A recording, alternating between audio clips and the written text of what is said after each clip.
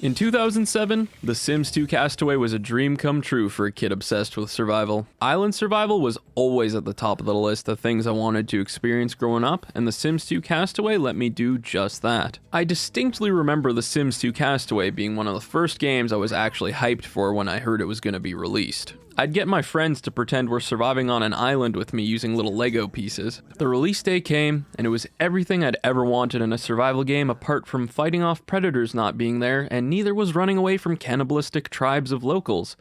Pirates of the Caribbean, why did you lie to me? Overall, it was quite a clunky experience, but it was survival at its finest in 2007. As with all Sims games we've looked at on this channel, our journey begins in the character creation screen. The character creation screen actually takes place on a boat, which is a really nice touch thematically speaking. Like all the other Sims games, you can customize your Sims' clothing, skin tone, body type, facial features, hair, name, and even personality. That's not the weird thing that's going on though. You're able to select a career that your Sim had before they got stranded on the island. This simply offers you a bonus stat early game. Each occupation gives you a different bonus skill. For example, Ranger gets an extra body skill, and Musician gets an extra creativity point. I wonder if Project Zomboid got inspiration from this game. After you've finished customizing up to 6 characters, you'll get a funny little slideshow presentation showcasing exactly how the disaster that ended up with your Sim stranded on an island occurred. It also turns out you took too many pictures and that's why you can't call for help. Try being a little less stupid. Wait, this is my Sim. I mean, I should try being a little less stupid next time.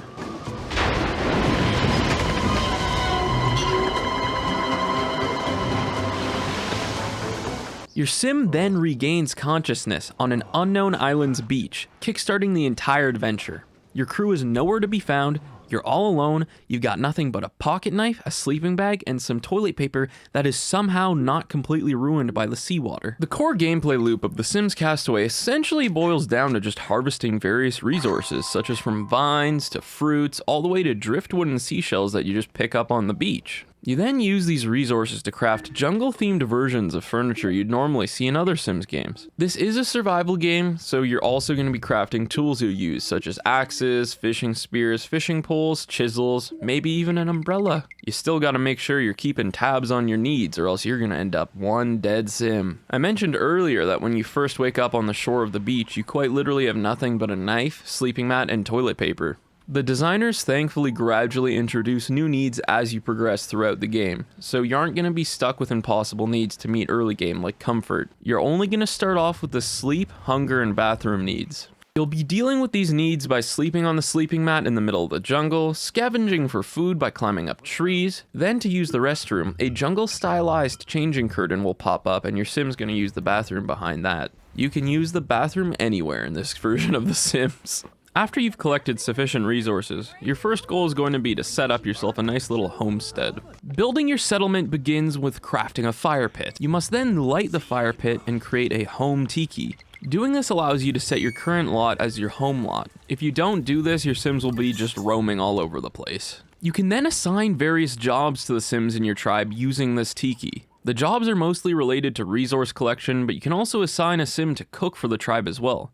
This feature is incredibly useful mid-game. Using all those resources you collected, you can craft things from your roof all the way to your walls, stove, and even bed. The hilarious part is in The Sims Castaway, you actually have to manually build your roof and walls outside of build mode. Luckily, your tribe is there to help you out. Unless you're playing solo, then it's kind of a nightmare. Pretty much everything that's craftable, including objects, furniture, hut types, tools, are not initially available. This essentially serves as the progression mechanic for the game. You essentially unlock all these various types of things by reaching new island areas or completing quest objectives. The pacing and progression in this game is quite nice in my opinion, and it's highlighted in the settlement building. You start off with a really flimsy little leaf hut, and eventually you have real hardwood cabins. You really feel like a castaway going from rags to riches in this game, and it's absolutely fantastic. Since we're on the topic, let's talk about the tribe. The tribe is really just your household at the end of the day, and they help you out around the camp, and they provide some social interaction. You're also able to switch to your other Sims in the tribe at any time, as long as they're in the same location as you. But there isn't really much of a point to it in my opinion.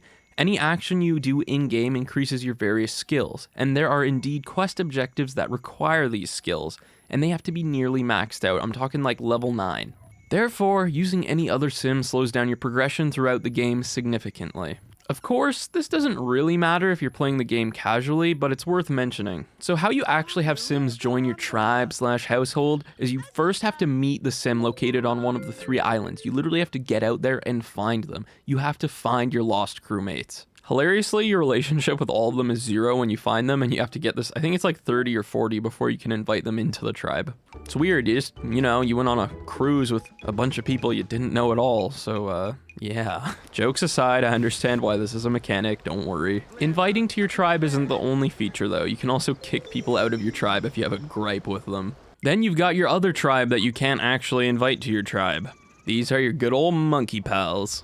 Yeah, there's monkeys in the game. The monkeys are like a weird amalgamation of pets from The Sims and then actual Sims. You can have various advanced social interactions with them, like you would a Sim, but they'll also come up to you and beg for an interaction like a pet would from Sims Pets. You can even ask the monkeys to go bring you a specific material, but in my opinion, this feature is pretty much useless as long as you have a large tribe going. The monkeys also don't really bring you that much. You can even give them bananas to make them love you way quicker than actually interacting with them. The monkeys are pretty useful for when you need to get your social meter up and there's no Sims around though. Overall, I'm glad they're in the game.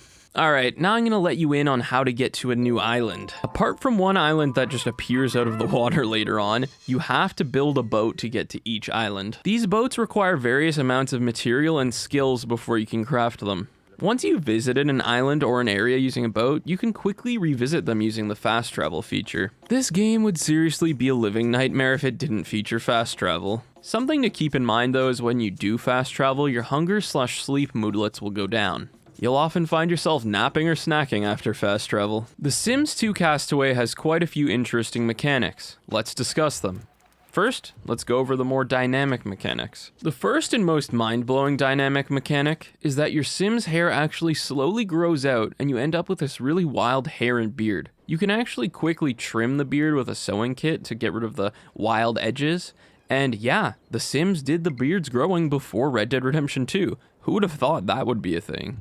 The next semi-related mechanic is that when your Sim traverses throughout the world, their clothes deteriorate until they become rags barely hanging off of your body. The wear to your clothes can be repaired though using a sewing kit. And hilariously, old missing material just doesn't come back, so you end up with a crop top and booty shorts. The final and most mind-blowing interesting mechanic for me is the fact that they have these like earthquakes and thunderstorms that actually cause damage to your homes and items, causing you to need to repair them. Yeah, this mechanic can get kind of annoying over time, but it does certainly add to the survival aspect of things. Now let's go over some not so dynamic but still interesting mechanics. One of my favorite mechanics that really boosts immersion is that you can actually have messages in a bottle and lost shipments wash up on shore. That means you actually can get more nice clothing. You don't have to keep dressing in leaves. Though, yeah, they're gonna get worn out. The messages in the bottle are usually your other crew members being like, "Help me," in a little message, and sometimes the messages are just funny jokes. The next mechanic is pretty simple, we've seen it in a lot of games, but fishing actually requires timing to catch the fish, just like Animal Crossing. Animal Crossing was out before this game, that's likely where they got the mechanic from. If your campfire's too close to your camp, you are going to burn your walls and roof down. I don't think we've ever seen that in a sim game ever. Then we have an incredibly half-baked farming and animal husbandry mechanic, and you can even hunt boars, and when you do hunt them, which by the way, you hunt them by just straight up running into them and eventually they get mad and fight you, they will drop just a huge pork chop. It's honestly really funny. There is a lot going on mechanically in this game, and why I'm bringing it up is because they've squished all these weird survival mechanics into a Sims game. You have to remember, this is a Sims game. Not only is it a Sims game, but it is a Sims game based on the original Sims 2 engine, then based on the Sims 2 Pets engine, and here we are. It is exceptionally profound that this game even exists. Technically, beating the Sims 2 Castaway means escaping the island. There are 2 ways off the island, and the first is by building a sea-capable boat and escaping using it. The second way is by repairing a radio, bringing the radio to the peak of the volcano on the last island in the game, and sending an SOS message using Morse code. By the time you get to this point in the game, the experience has pretty much worn its welcome. If you aren't totally burnt out by this point, you can 100% the game's tasks.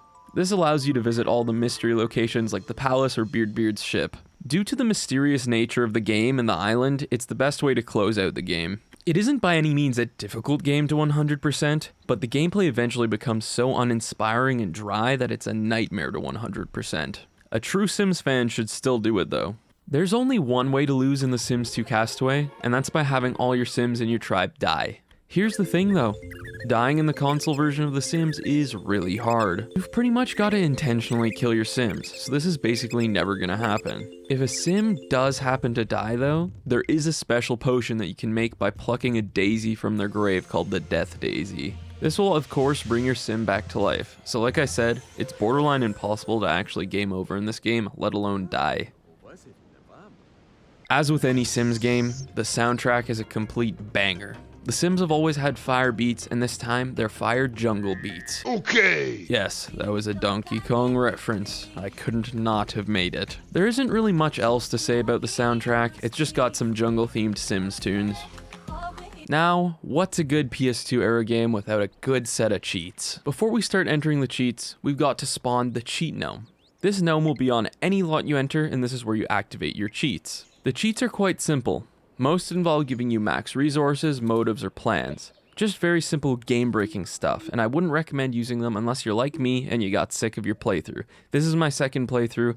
Honestly, I can only recommend playing through this game once. So, there is one cheat in the game that isn't game-breaking though, and it's just plain weird. It lets you unlock this shirt. What is going on with that? There are quite a few ports of The Sims 2 Castaway, and of course today we covered the PS2 port, but there's also a Wii, PSP, and a DS port. The Wii port seems to be about the same game, just with motion controls. The UI, of course, has been reworked for said motion controls, and this version of the game should be the superior experience, seeing as the Wii has double the RAM, CPU, and GPU power. I'm only a fan of motion controls in very specific games, like Resident Evil arcade shooters, things like that, so I'm never gonna touch this version personally. Then we've got the PSP port. This port is very significant. This is pretty much an identical version of the PS2 game, just on the PSP. The UI has had a total makeover and it's now green rather than blue, and everything's been resized to fit on a PSP screen. The game also natively supports widescreen due to the shape of the PSP screen. But other than that, it's pretty much the exact same game. I love PSP ports like this, they're so impressive. Finally, we have the DS port. It's not even a port of the same game, it's just a different game with the same title slapped on it. It's not really a port, and I can't say I'm a big fan of this version. Over at the cutting room floor, they data mined quite a few unused elements from The Sims Castaway. First off, there's a cut area, and it was supposed to be right after the first beach before you get to the main jungle. I can see why they removed it, because it seems to be pretty much the exact same area as the main jungle. It is a little strange they cut it because it was 99% complete, but it is what it is. I did get a graphical issue when first entering this area though. The camera is also bugged in this area. It's constantly attempting to give you a bird's eye perspective. Interestingly, there's also an unused goal for the 5th book.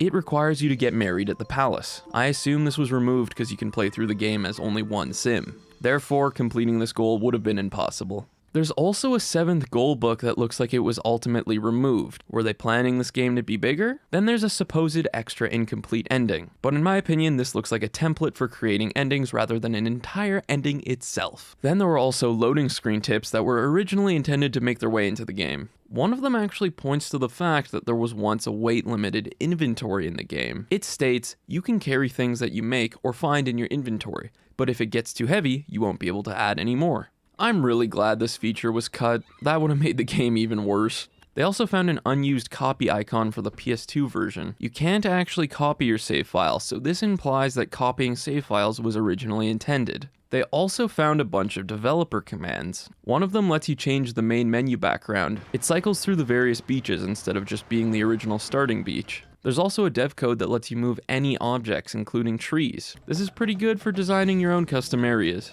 And finally, they actually had planned to have inverse kinematics in the game, which means your sim will properly stand on a slope.